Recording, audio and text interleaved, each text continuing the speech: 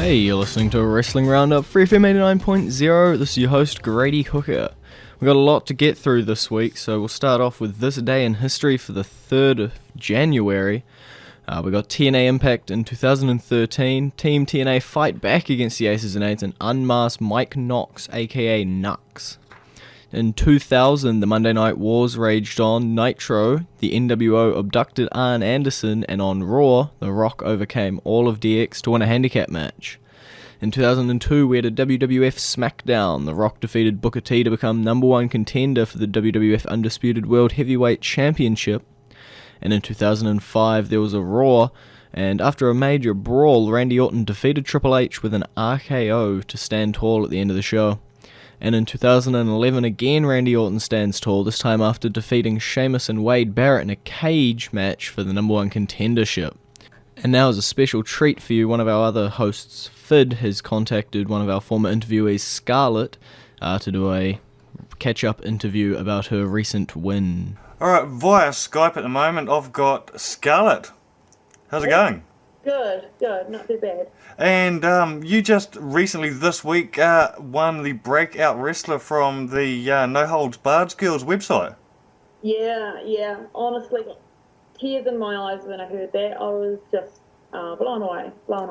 When did nominations and voting start for this? It's probably been up for about 3 weeks to a month. It's like it was a fan voted thing, so you nominated, you could send in your nominations and then just vote. They had No Holds Barred Girls is an amazing website because they give equal opportunities to every New Zealand and Australian female wrestler.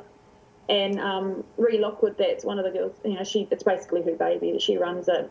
She's just so even-handed with how she presents all of the wrestlers. She doesn't favourite anybody at all. Yeah, and she had the full list up there, and it was just up to fans to vote. Yeah, I noticed she doesn't seem to favour one particular wrestler or one particular company over another. No, she gives everybody equal opportunity, which is really awesome, and that's what's always needed, is to get that even hand. Now, I noticed some of the people you were up against, there were some pretty big names in there too. Yeah, definitely. Especially with the Aussie girls, these are names that I really look up to. Yeah, you're up against Olivia Shaw and Shazza McKenzie. Yeah. And they're known not just within Australia, but outside of Australia in the States as well now. Yeah, Shazza's got an amazing reputation. She's worked Shimmer and Shine, and she's brilliant. And Olivia, I adore her. I think she's so much fun to watch and a really great girl as well. And she's had that benefit. She's been over and worked for PWWA in Australia as well. And so these people have got that reputation. They've been out, spread their wings, and met a lot more people. But yeah, so I was just really lucky. I think I have had a really good year. I've been very blessed to have brilliant opponents and things like that, and just sort of managed to have 12 months where I just rocketed up. Yeah, so this was probably one of the busier years I've noticed in New Zealand with the independent pro wrestling around the place. How many matches did you have over the last 12 months? I think I had 15, 16 matches in 12 months, so yeah. And I was supposed to be taking it easy and just having a lighter schedule because last year it took a lot of my time, but it ended up not really coming out that way. I was really busy with wrestling. And you were taking on guys as well as girls? Yeah. Sometimes you just had to make the most of what was happening. I had gone up to work for the Hughes Academy in Auckland and was really looking forward to that. That was their debut show, and I was taking on Susie Q, and she was injured. It was about 20 minutes before doors opened at the show, and we were on the poster, we were the big advertised match. There's I have to wrestle. We can't have the girls both not wrestling. So, there was a chap running his mouth at the show, and so we decided it would be a good idea for me to get in and give them a bit of a comeuppance. And it's great. I love wrestling the guys because, it's part of your life, really. And if you want to hear the full interview between Phid and Scarlett there, you can visit our Facebook page or our Twitter page, and we'll send you the SoundCloud link. We'll give you the links at the end of the show. For now, we'll jump into our classic entrance theme of the week. It's Saturday Night Main Event. And you're back with Wrestling Roundup, FreeFM 89.0, Grady Hooker, and live via Skype right now to join me I got Josh. Hey. So we'll start off Raw. The Corporation came out and wished us a Merry Christmas. Kind of weird. They gave Orton the night off. And then they proceeded to give out some presents, and Kane gave a present to a random Daniel Bryan fan. Yeah. He gave him some candy canes. Yeah. I'm surprised nobody actually called him Candy Cane. Fair enough. The show first match was actually a Jingle Bells with an E, 12 Diva tag team match. You knew the Total Divas were going to win this. Yep. But I think even better than the whole match was AJ on commentary. AJ on commentary is always better than the Divas match. Yep. We should just permanently, instead of having a 5-minute Divas match, just have AJ on commentary for 5 minutes. Be more entertaining. Fair enough. The next match, Sin Cara, the new rejuvenated Sin Cara, took on Curtis Axel. And they keep harping on that fact. It's like a whole new man. Yep. Which leads me to believe that there's only two possibilities for it. Either Hanako does officially become the new Sin Cara and we never see the original again, or we will see the original in a rehash of the original storyline. I have heard there's a guy down on NXT that could also fill the mask. Yeah, I think it's Callisto? That's probably it. I'm not sure. But it's one of those things that just Mystico did not work. Fair enough. And this wasn't a bad match. Sin Cara and Axel are good wrestlers. When it's Hanako on their mask, at least. Yeah. Okay. The next match, the Rhodes Brothers and Daniel Bryan took on the whole Wyatt family. Yeah, we got... We're seeing Bryan versus Wyatt at some point. Most likely at the Rumble. This is clearly not done. No, they keep having matches night in and night out. Yeah, this 6-man tag was a fantastic match. It went on for 23 minutes. And the Wyatt family won. Yeah, and attacked the other guys afterwards. Yep. And Bryan was left beaten in the ring, as he has so typically have been done in the last 6 months. Fair enough. Okay, we got a, hate to say it, singing contest. Yeah, even the individuals involved in this looked like they were wishing that they could do anything else. So who'd we had? We had Truth and Xavier, then we had 2MB, and Santino and Kali. Yeah, is Heath hurt or something? I think Heath is taking off time for personal issues. I don't know, he's vanished. I heard at live events Ricardo Rodriguez has been filling in for him as a part of 3MB. Yeah. But yeah, Santino and Kali won this. Who knows? This was just bad. Okay, up next, Christmas Present on a Pole match. Fandango Ziggler. Apparently somebody has let Vince Russo back into the creative process. The man was famous for things on a pole match. It was a number one contendership for the Intercontinental title, wasn't it? Yeah, they'll be the winner of the match would get a title match on next week's Raw. Okay. So, but you knew right away Ziggler was not going to win this match. Is that For because... Don't worry, you go. one reason. Yeah. Big E Langston is the champion, and Big E Langston is a hero, which we'll see more of later on in the show anyway. But Yeah. so it wouldn't make sense for Ziggler, who is a hero type, to face Big E. Fair enough. So Fandango was going to win.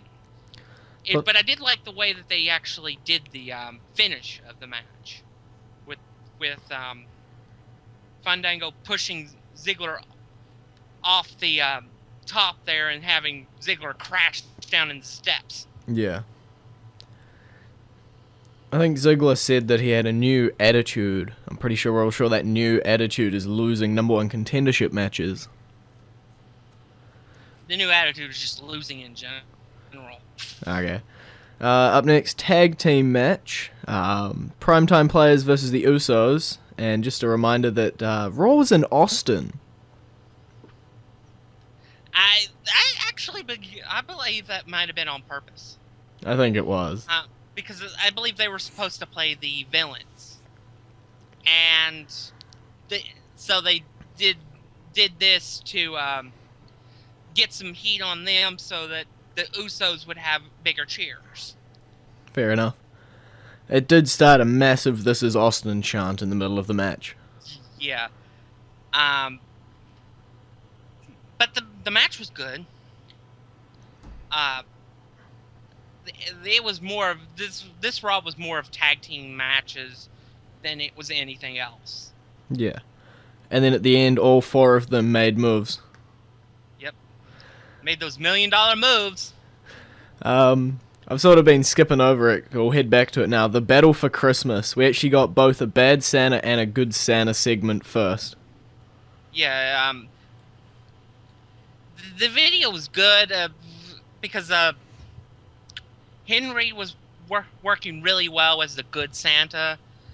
And then you had Sando, who was just completely over the top bad Santa. And I really went nuts when Sando mentioned the Mountie and Erwin R. Shyster. It's definitely a bit of a throwback. IRS. Yeah. But the match itself, Sandow versus Henry. Henry managed to save Christmas. Yay, we got to have Christmas after all. And then there was a segment with a part of the match with a toilet. Yep. There was a candy kendo stick. Could we get more And- themed? Apparently, Sandel is a genius, but has no idea how to work a fire extinguisher. Yep. Pull the pin, man. Pull the pin. Not only pulled the pin, but even after the pin had been pulled out, he still couldn't work it Yeah. at the end of the match. But he did in a backstage video for WWE.com. Canceled 2014. Okay. But yeah, and he also got Christmas cupcakes to the face. This cake's for you. Up next, CM Punk had an interview. He's got a plan for their main event. Yeah. The biggest thing I took over from this was Cena and Punk putting over Big E Yep. in this promo. That was huge and was actually a foreshadow for the main event. But Big E, this night is the night that they strapped the rocket boosters to Big E. And he is going to become a major player in 2014. Hashtag main event player. Yeah. But I don't know exactly how high he'll get over 2014, but I can see the Intercontinental Champion challenging for the WWE World Heavyweight Championship. Okay. And I know when he's in the ring with Big E, with Punk and Cena, he doesn't look out of place. He looks like he belongs at that level. Definitely. Up next, the Real Americans had a match against Los Matadores, and the Matadores beat a non-3MB team. Yes. And we got to see another swing. Woo! You're happy anytime we see a swing. Yeah. At this point, that's the only thing to really enjoy for the Real Americans, because they don't get, you don't get the sense that they ever have a chance of actually winning the tag team titles together. Okay. So I'll just take what I can get and get the swing. Fair enough. Okay, well, we'll jump into the current entrance theme of the week. You might recognize it. It's also the theme song we use for the show. It's Monday Night Raw's theme. You are now tuned in. And you're back with the Wrestling Roundup, FreeFM 89.0, Grady, Hooker, and Josh. We'll jump straight into Raw where we left off. Kofi Kingston took on Ryback. Kofi, go down the hole. Yeah, Kofi loses to Ryback, but still, I think he's a good guy. I think Kofi's a good guy. Yeah. He's still stuck in that darn rut. Talking about ruts, bad news, Barrett. You knew when they were doing the whole seeing him collected and everything, you knew how it was going to end. He was going to claim the money for himself. Yep. It was pretty obvious the whole way throughout the show. But then, the big main event, 6-man tag, Punk, Cena, Langston versus The Shield. Fantastic match. Fantastic match. And the ending was really the moment for Big E. When he finally got in the match, the crowd went nuts, and they went bananas for the big ending on Ambrose. Yep. And then the heroes had their finisher palooza to finish off the show, and you had Big E's music as Punk's and Cena celebrated with them. Fair enough. It was definitely a great match, and it's probably foreshadowing something to do with Big E and the main event. But we'll jump over to SmackDown. John Cena opened the show, got ambushed by The Shield, Henry and Langston saved him, and Kane made 3 matches. Yeah, instead of the typical 6-man match, we got a series of 3 matches with The Shield. When Kane came out, I could have sworn it was going to be a 6-man tag match. Yeah, everybody would have expected that, because that was been the bad pattern. Yep. Okay, we got the Usos taking on the Wyatt family. A good tag team match. It didn't seem that long, and the Wyatts are just overbearingly dominant right now. I think the Wyatts are probably heading into some form of major angle coming up with maybe once they pass on from Daniel Bryan. Yeah, I figured they'll be the ones that will take the tag titles off the brothers. Okay. Randy Orton got in an interview, but then Ziggler interrupted, and then Kane set a match again. Yep. The director of operations had a lot of work during this show. Fair enough. Up next, you were just talking about them. One of the Rhodes brothers, Cody, taking on Antonio Cesaro. For a champion, the Rhodes brothers have been losing a lot lately, but it doesn't seem to have any effect on who they actually face. No, Cesaro rolled him up, so you'd think now that the Real Americans have a title shot coming up. Who knows? Because the Rhodes brothers lost to Mysterio show a couple weeks ago. True. Nothing ever came about it.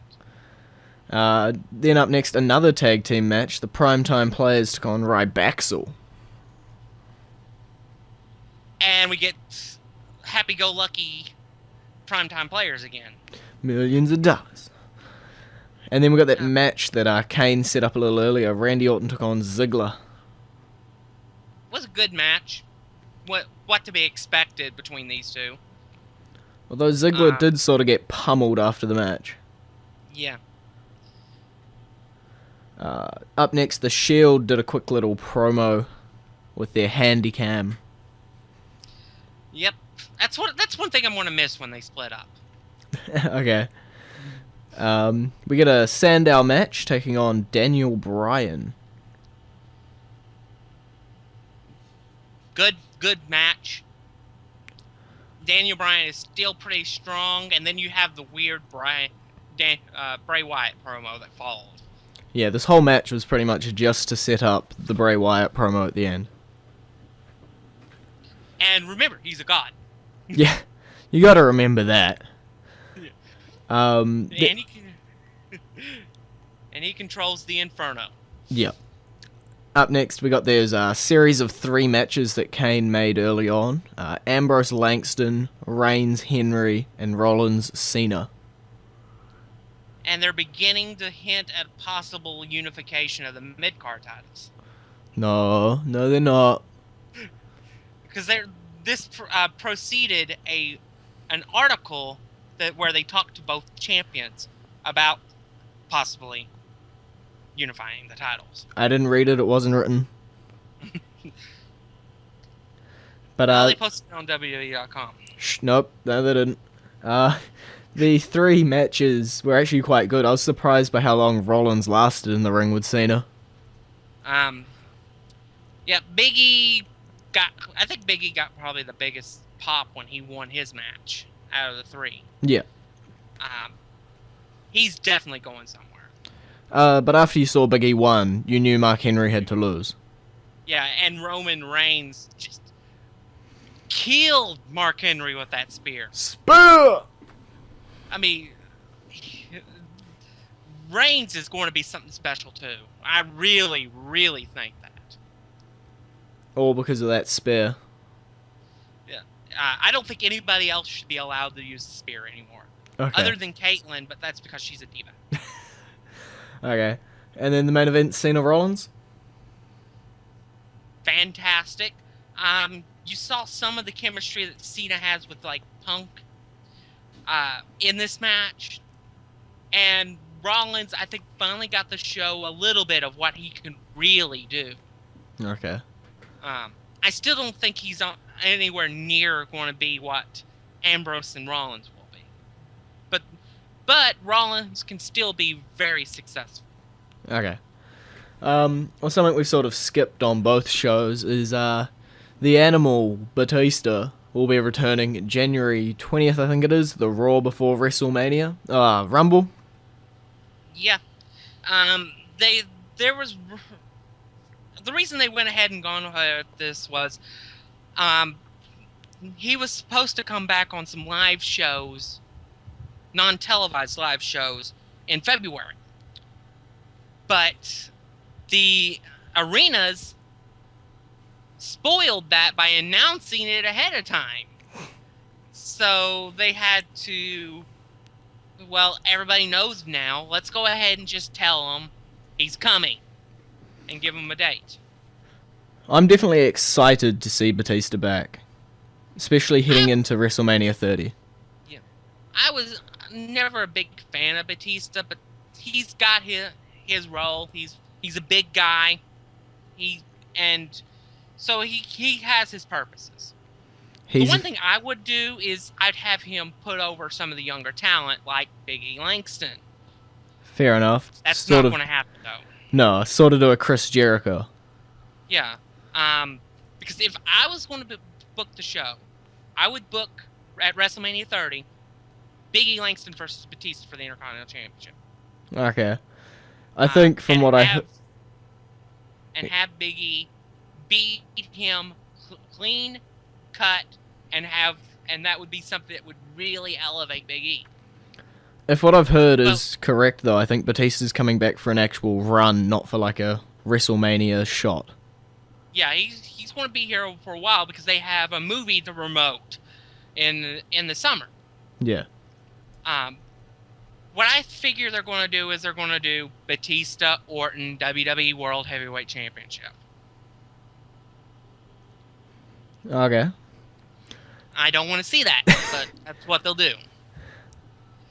Fair enough. It would be a big match, though. You do have to admit that. Yeah. I Okay. don't have to admit anything. Fair enough. Just like I don't admit that they're unifying the mid-card titles. It's been great talking to you, Josh. Great being on. And in birthdays this week, we don't got that many. The Mouth of the South, Jimmy Hart, turns 70. Current TNA knockout Taryn Terrell turns 28. The It Factor of professional wrestling, Bobby Roode, turns 37. WWE announcer Justin Roberts turns 35. And good old Jim Ross turns 62. In a New Zealand recap, not much happened. We've got IPW New Year's Takeover coming up January 11th, next Saturday.